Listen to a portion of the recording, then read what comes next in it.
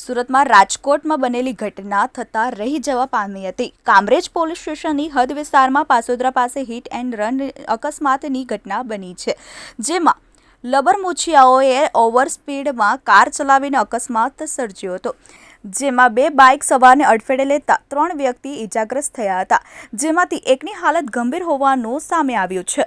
Kamrej police સ્ટેશનની હદમાં પાસોદરા પાસે આવેલા આઉટર રિંગ રોડ પાસે હિટ એન્ડ રનની ઘટના સામે આવી હતી। કારમાં સવાર 4 યુવકોએ અકસ્માત સર્જ્યો હતો। ગાડી ચાલક પાસે લાયસન્સ ન હોવાની વાતો પણ ચર્ચાઈ રહી છે। ઘટના બાદ લોકોએ ગાડી ચાલકને પકડી કામરેજ પોલીસના હવાલે કર્યો હતો। ઓછી ઉંમરના છોકરાઓ તેમજ લાયસન્સ વગર ગાડી ચલાવતા હોવાનું અકસ્માત બાદ સામે આવ્યું છે।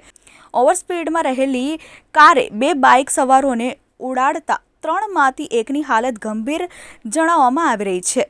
ગાડીની ગતિ એટલી વધુ હતી કે એક દંપતી નીચે ફોંગડાઈને ફટકાવ્યું હતું।